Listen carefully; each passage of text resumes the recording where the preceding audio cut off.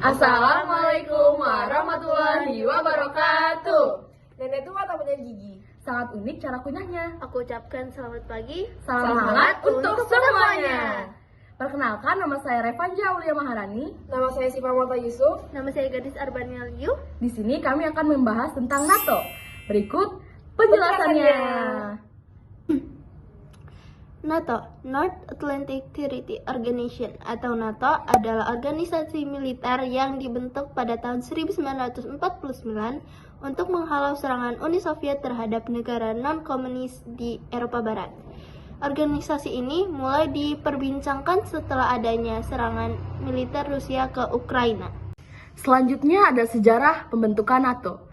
Pembentukan NATO berhubungan dengan munculnya perang dingin antara blok barat dan blok timur.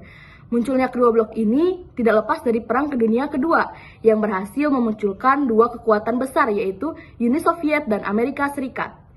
Kedua negara tersebut memiliki ideologi yang bertentangan. Uni Soviet memiliki ideologi komunis, sedangkan Amerika Serikat memiliki ideologi liberalis. Kedua negara tersebut kemudian membuat blok besar.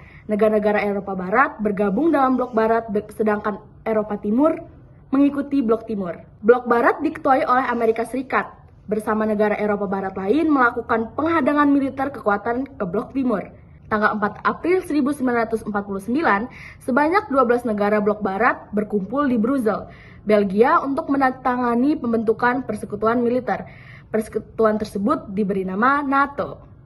Negara deklarasi NATO antara lain Amerika Serikat, Inggris, Prancis, Kanada, Belanda, Luxembourg, Denmark, Islandia, Italia, Norwegia, Portugis, dan Belgia. Bagi negara blok Barat, NATO merupakan sebuah lembaga pertahanan bersama yang artinya setiap serangan yang mengarah ke anggota NATO dianggap serangan bagi semua negara NATO. Blok Timur yang dikomandoi oleh Uni Soviet mendirikan Pakta Warsawa untuk menandingi NATO.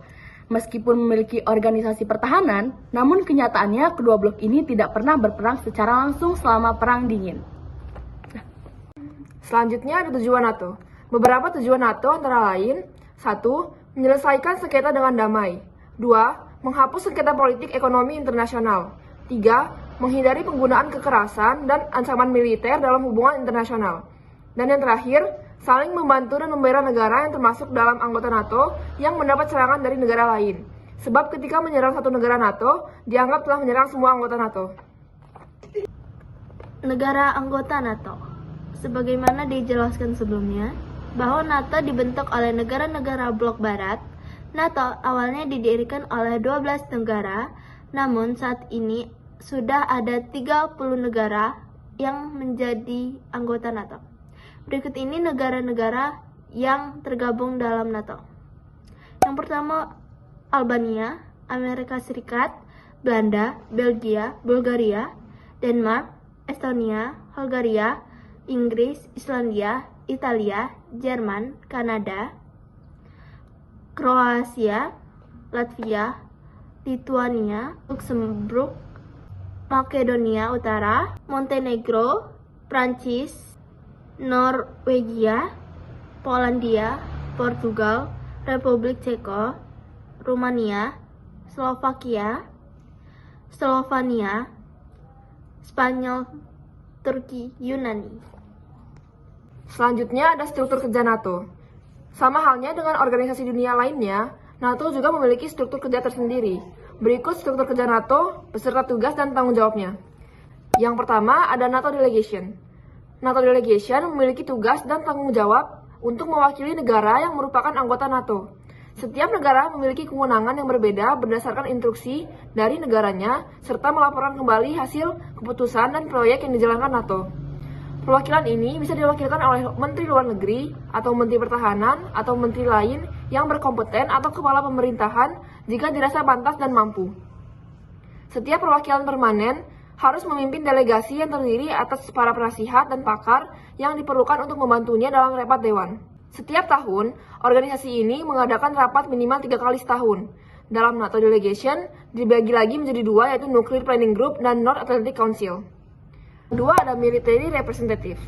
National Military Representative atau NMR membantu pertukaran informasi, penghubung, dan koordinasi antar negara anggota dengan Supreme Allied Commander Europe dan markas besar sekutu.